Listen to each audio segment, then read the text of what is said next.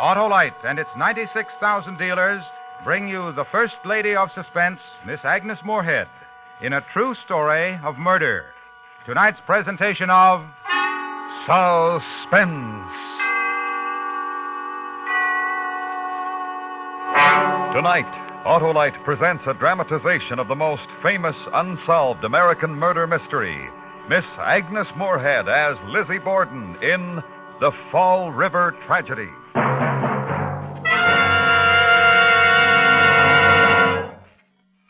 Hey, Hap, why the downcast look? My battery is dry, Harlow, and my car won't start. Well, Hap, that's one of the big reasons you should have an Autolite Stay Full battery, the famous battery that needs water only 3 times a year in normal car use. You mean... Why, the Autolite Stay Full has over 3 times the liquid reserve of batteries without Stay Full features. And this helps prevent one of the major causes of battery failure. The Autolite Stay Full gives longer life, as proved by tests conducted according to accepted life cycle standards. That's the battery for me, Harlow. Well, then see your neighborhood Autolite battery dealer. He's equipped to give you the best service money can buy on all makes of batteries. To quickly learn his location, just call Western Union by number... And ask for me, Operator 25. I'll gladly tell you the address of your nearest Autolite battery dealer. And remember, from bumper to tail light, you're always right with Autolite. And now, with The Fall River Tragedy and the performance of Miss Agnes Moorehead, Autolite hopes once again to keep you in suspense.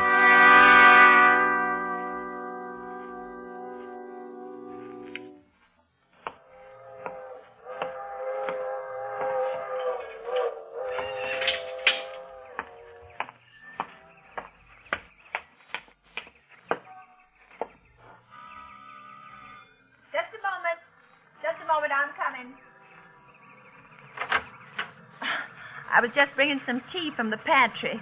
You're Mr. Lippett from the magazine? Yes, I'm Elizabeth Borden. Won't you come in? Come on in.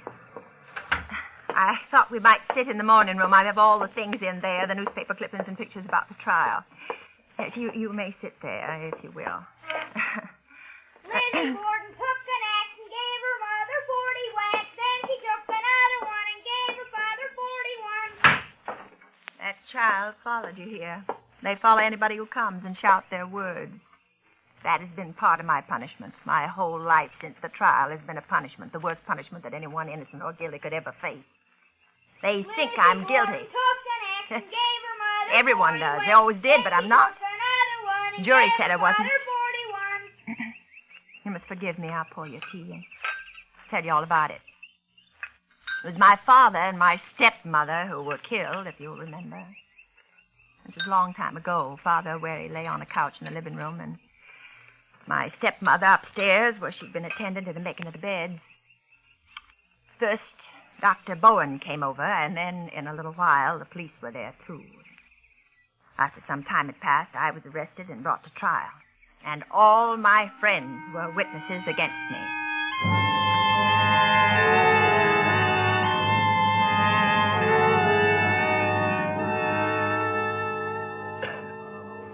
May it please your honor, Mr. Foreman and gentlemen of the jury. Upon the 4th day of August, an old man and an old woman, husband and wife, each without a known enemy in the whole world, in their own home, upon a frequented street in the most populous city of this county, under the light of day and in the midst of its activities, were first one, then another, severally killed by unlawful human agency. Today, Lizzie A. Borden, the own daughter of one of the victims, is at the bar of this court, accused by the grand jury of this county of these crimes. As spokesman for the Commonwealth, it is my purpose to explain to you the grounds and the basis for that accusation. I believe the best way to do that is to call the first witness. Will Dr. S.W. Bowen take the stand? Dr. S.W. Bowen? Yes, I'm here. Place your hand on the book. You solemnly swear to tell the truth, the whole truth, nothing but the truth, so help you God? I do. Please be seated. Dr. Bowen, where do you live? At 91 2nd Street. That is in Fall River. Yes, in Fall River. Am I right in believing that address is directly across 2nd Street from where the Borden family lives? Yes, that is correct. Do you know the Borden family? Yes, I had been their physician and friend for 25 years. Did you know Mr. Borden's financial situation? Financial situation? Did you know if he were wealthy or not? Mr. Borden's estate, I do not hesitate to say, is considerably more than $300,000. To be inherited by whom, do you know? According to his will, to be inherited by his wife. And upon the condition of her death? To be inherited by his 2 daughters. His 2 daughters. That is, the prisoner, Miss Lizzie Borden, and Miss Emma Borden. Yes. I see. On the morning of the 4th of August, where were you, Doctor? I was working in the front garden. How long had you been working there? Between 9:30, as I can remember, and the time I was called to the Borden house. Had you seen anyone enter the house? Only Mr. Borden. The deceased. What time was that? Some minutes before 11, say 10 before. Tell us what you noticed. I saw him first coming up street. He turned through his gate, and then I heard him knocking on his door. The door was locked? Yes, I could see that he had tried to unlock it with his key, but the door must have been locked from the inside. But presently, he was let in by the maid, Bridget Sullivan. Had you ever known that to happen before? No. And you saw no one else enter the house the morning of the 4th? No. Now, Dr. Bourne, how did you learn of the trouble? The maid, Bridget Sullivan, told me. She came across and said Lizzie had found her father and had called her to go for help. And you returned to the house with her? Yes. Who was there when you arrived? We went in the side entrance, which led to the kitchen. Miss Lizzie Borden and a neighbor, Mrs. Churchill. You remember what was said at that moment? Oh, yes, I do. I saw Lizzie, and I said, Lizzie, what's the matter? And she said, Father's been killed or stabbed. I said, well, where is he? And she told me, in the sitting room. Is that all she said in that conversation at that time? Yes, I went into the sitting room. Will you describe what you saw in the sitting room? Mr. Borden was on the couch. He had the appearance of a man who had been killed while he slept. Could you explain that, Dr. Bow? There was no facial constriction such as is found in cases where the victim fought death. Were there signs of a struggle in the room? None. And when you went out, did you speak to Miss Lizzie Borden again? Yes. Do you remember what you said? Yes, I asked her if she had seen anyone, and she said no. And then I said, where were you? And she said, in the barn, to get some lead. Dr. Bowen, who discovered the body of Mrs. Borden? I did. When? And I went upstairs to get a sheet to cover the body of Mr. Borden. I saw her body when I reached the top of the front stairs. You could see her body from the stairway? Yes. Could you see it from the hallway upstairs? Yes. Did you examine the body? Yes, she'd been killed the same way as Mr. Borden. Do you know, sir, which of them died first? I believe it has been proved by Dr. Wood that Mrs. Borden died approximately an hour before her husband did. Thank you, Dr. Bowen. That will be all.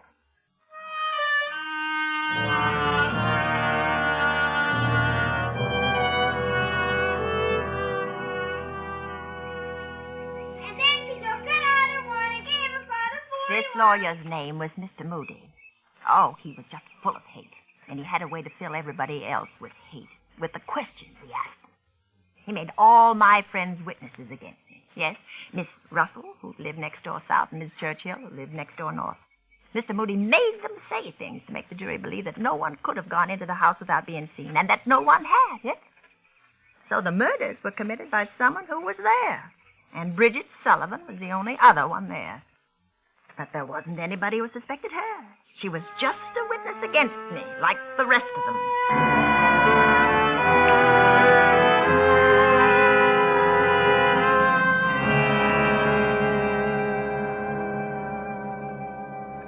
Bridget Sullivan. How long have you known the prisoner? I worked at that house for almost 3 years. Would you say they were a happy family? No, sir. Will you explain what you mean, please? There were feelings between Mrs. Borden and the two girls. Miss Lizzie and Miss Emma? Yes. Mrs. Borden was their stepmother. They didn't like her. Well, did they show their dislike in any definite way? Well, Miss Lizzie never called her mother.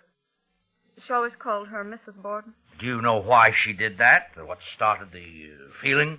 Yes. There was an argument about some property. Mr. Borden gave some over to Mrs. Borden. Miss Lizzie thought his property should go to his own flesh and blood. How do you know this happened? I heard her arguing with her father. You remember the words that were spoken? They argued about the property, and Mr. Borden said, Mother has a right to it. And Miss Lizzie said, don't call her mother. She's a mean old thing, and we hate her. By we, she meant her sister and her. Yes, And from that time, Miss Lizzie never called Mrs. Borden mother. never that I heard. Miss Sullivan, what were you doing the morning of the murder? I've been washing windows. Who was in the house that morning? Miss Emma was not. She'd been gone since the day before, visiting a friend. Mr. and Mrs. Borden had breakfast, and then he left Well, what time was that? near 9 o'clock. What about Mrs. Borden? She was dusting. She told me to wash the windows. Then I never saw her again. Will you repeat that, please? I never saw her again. I even asked Miss Lizzie where she was, and she told me she went out. Miss Lizzie told you her stepmother had gone out? Yes. She said a note had come and that Mrs. Borden had gone to see a sick friend. Did you see the note? No, sir. No, never saw it. Did you see Mrs. Borden leave? No, sir. If she had indeed left, which door would she have gone out? The front door, sir. And yet that was the door you unlocked and opened to admit Mr. Borden a few minutes before 11. Yes, How was it locked? it was bolted from the inside. Did you lock it? No, sir. And obviously no one going out that way could lock it from the outside. No, sir. What about the other doors? They were locked. You sure of that? Yes, sir. So, no one could have come into the house that morning. I don't think so. All right, Miss Sullivan. Now, when you heard Mr. Borden knock on the door, you went to it. Yes, sir. Miss Sullivan, where was Lizzie Borden at that moment? Upstairs or on the stairway. How do you know that's where she was? Because when I was walking to the door, I heard her laugh. You heard her laugh. Yes, sir. And she came down the front stairs after I let her father in. What was she laughing at? I don't know, sir. She didn't say. Tell us what happened then after Mr. Borden came in. I heard her ask how he felt. He'd been sick. Then I heard her get the couch ready so he could lie down. By that time, I'd gone through the kitchen to the rear stairway where I went up to my room. And how long did you stay there? 20 minutes, I think. Then Miss Lizzie called from downstairs to say that her father had been killed. Did you speak to Miss Lizzie? Yes, sir. When she told me her father was killed, I asked her where she was. And how did she answer? She said, I was up in the barn. Well, thank you, Miss Sullivan. That will be all.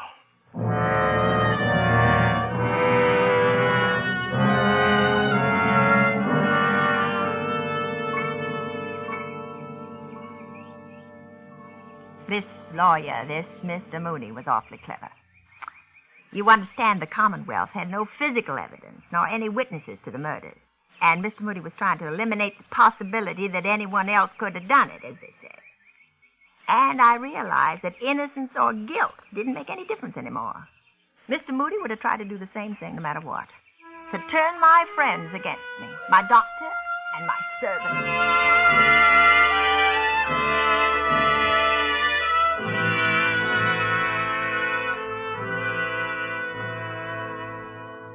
Captain Harrington, being in charge of the investigation of the day of the murders, did you question Miss Lizzie Borden? I did. When I got there, I asked her if she knew anything about it. She said she did not, that she'd found him when she came into the house. I asked her where she'd been, and she said she'd been in the loft, in the barn. I asked her how long, and she said she thought it had been 20 minutes. Did you investigate that statement? I did. I went to the loft in the barn. The floor was thick with dust. When I walked across it, I left footprints. But there were no other footprints up there. There was no evidence that anyone else had been there? No evidence at all. That will be all, Captain Harrington. Thank you. I would like to ask the jury to pause for a moment and weigh the testimony heard thus far. I should like to remind you that it was given by persons who would rather not speak against the prisoner and who spoke only the truth under oath. Now, I should like to ask the prisoner, Miss Lizzie Borden. to take the stand.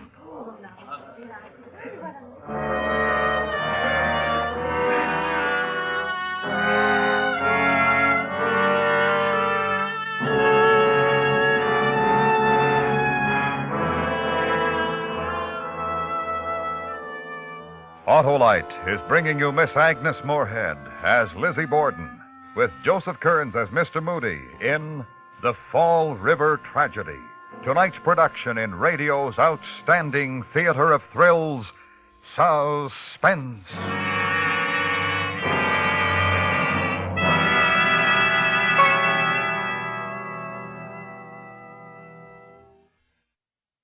Say, Hap, where were we?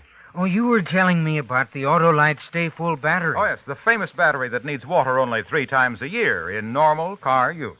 Good starter, Harlow? Ah, it's the very best, Hap. Why, every positive plate in the Autolite Stay Full is protected by fiberglass retaining mats to reduce shedding and flaking and give longer life, as proved by tests conducted according to accepted life cycle standards. You've sold me, Harlow. I'm on my way to get a new Autolite Stay Full battery. So, friends, have your battery checked soon by your neighborhood Autolite battery dealer who services all makes of batteries. He'll gladly tell you whether your battery is right for these cold starting days. And if a replacement is needed, your Autolite battery dealer has an Autolite Stay Full battery for your car. To quickly learn his location, just call Western Union by number and ask for me, Operator 25. I'll tell you the name of your nearest Autolite battery dealer. where you can be sure of getting an Autolite Stay Full battery, the battery that needs water only 3 times a year in normal car use. And remember, from bumper to tail light, you're always right with Autolite. And now, Autolite brings back to our Hollywood soundstage Miss Agnes Moorehead as Lizzie Borden in Elliot Lewis's production of The Fall River Tragedy. A true story, well calculated to keep you in suspense.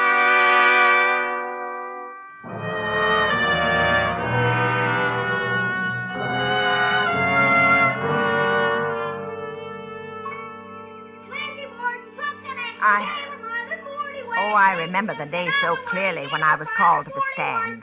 None of my friends would look at me, nor my sister. And then I realized that my father and my stepmother were more fortunate than I would ever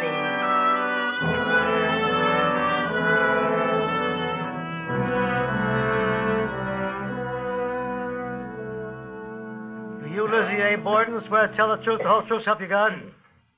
I do. Please be seated.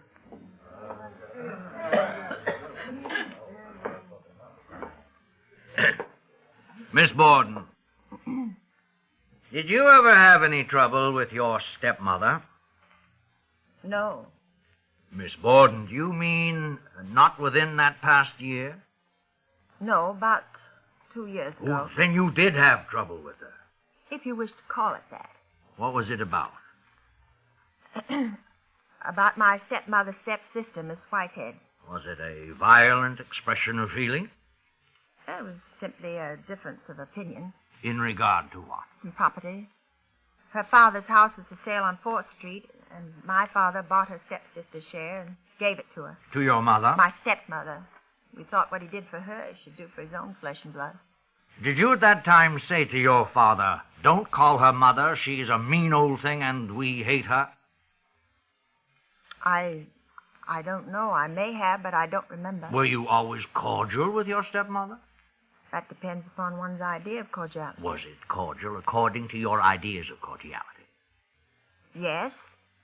I didn't regard her as my mother. I stopped calling her mother after the affair regarding her stepsister. Why did you leave off calling her mother? Because I wanted to. Have you any other reason to give me? No. Well, then that will have to be sufficient. Now, Miss Borden, we come to the morning of August 4. That morning, did you breakfast with your father and stepmother? No, I came downstairs at about 9. They had finished eating. Did you see your father? Yes. He was in the sitting room reading the Providence Journal. And your stepmother? Saw her in the dining room. She had a ducking cloth. That was about 9. Yes. When did you see your stepmother again? After I'd eaten a pear and come back into the dining room. She told me she had had a note and was going out to see a sick friend. She said she'd get the dinner. Did you see the note? No, sir. Did you see your stepmother leave? No, sir. Or did you hear her leave? No, sir. How long did you stay downstairs? Oh, I'm not sure. I ate a pear and drank a cup of tea and then went back to my room. Your room. That's up the front stairs to the rear. Yes. Is that correct? Yes. That is across the hallway and a few paces to the rear of the room where your stepmother's body was later found. Yes. How long did you stay in your room? I don't know. It must have been an hour. Did you see anyone up there? No, sir. Did you hear anything? No, sir. What were you doing? I was sewing a piece of lace on a garment. Do you know that medical examination has proved that your stepmother was killed approximately an hour before your father? Yes. Do you understand that to mean she was killed at approximately 10 o'clock? Yes. Were you in your room at 10 o'clock?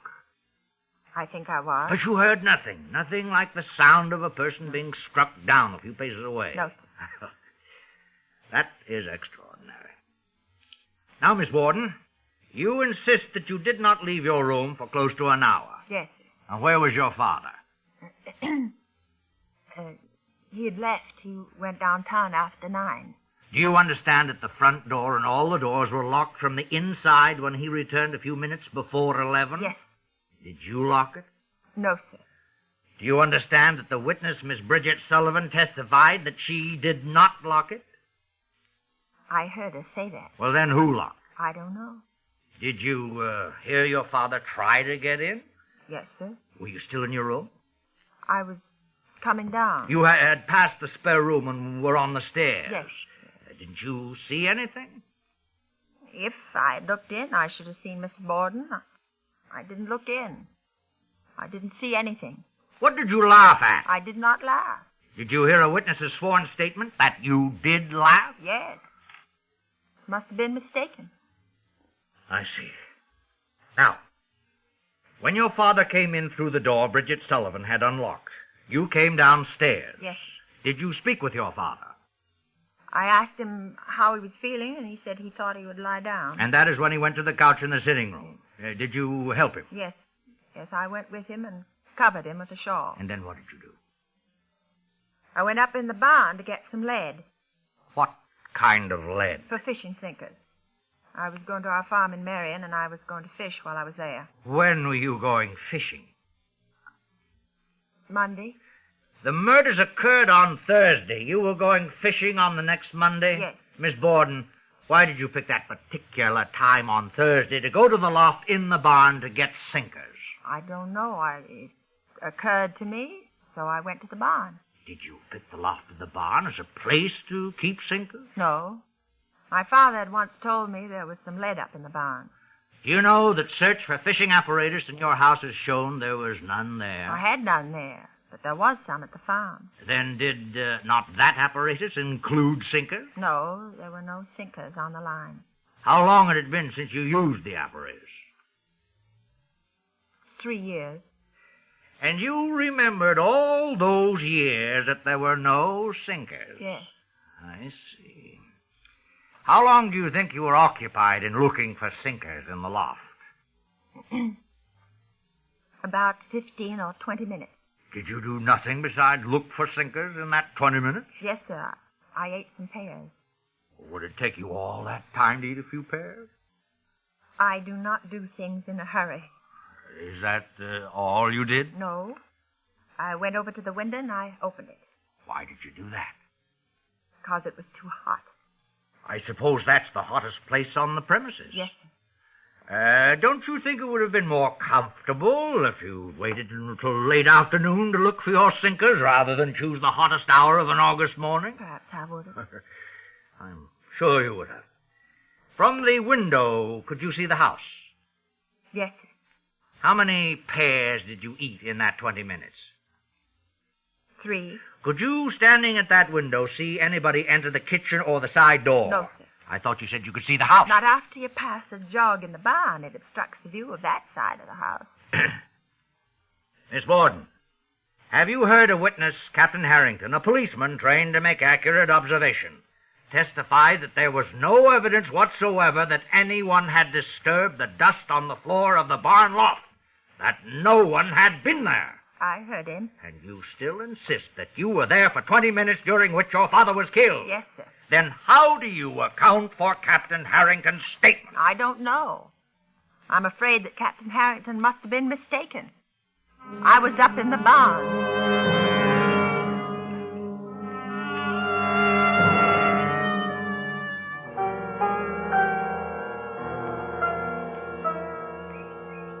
Oh, Mr. Moody was terribly clever. He suggested a motive, 2 motives, the hate for my stepmother and the inheritance.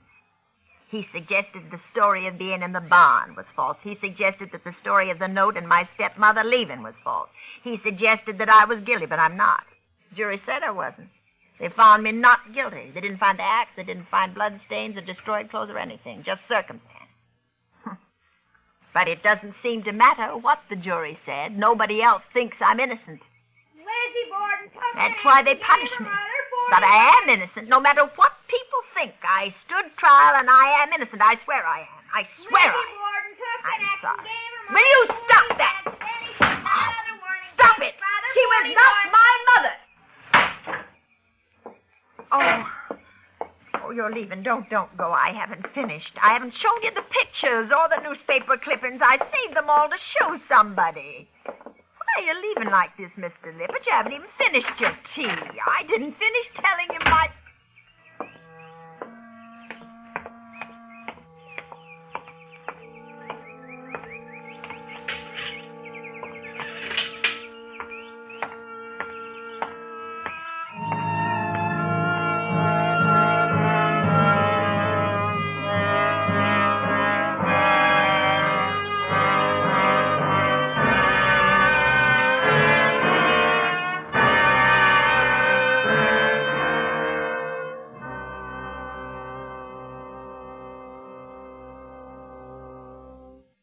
Suspense.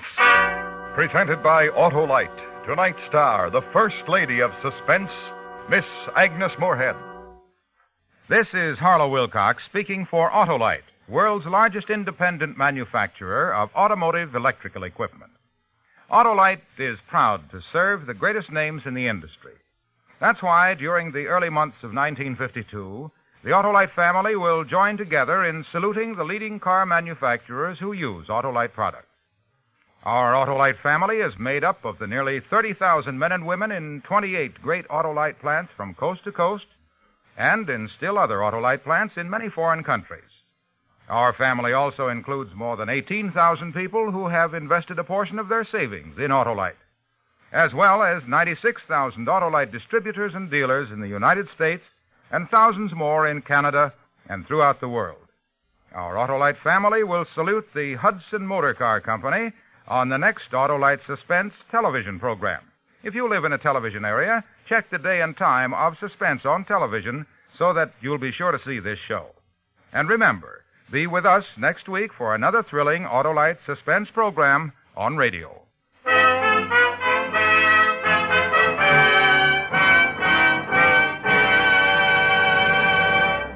Next week on Suspense, our star will be Mr. Richard Basehart, who will portray a man who found it necessary to commit the perfect crime, a tale we call The Perfectionist. In weeks to come, we shall also present Mr. Charles Boyer, Mr. J. Carroll Nash, and Mr. James Mason, all on Suspense.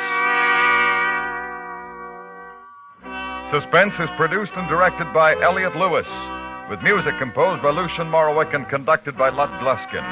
The Fall River Tragedy was written for Suspense by Gil Dowd. In tonight's story, Joseph Kearns was heard as Mr. Moody. Featured in the cast were Peggy Weber, Herb Butterfield, Rolf Sedan, Will Wright, and Stuffy Singer.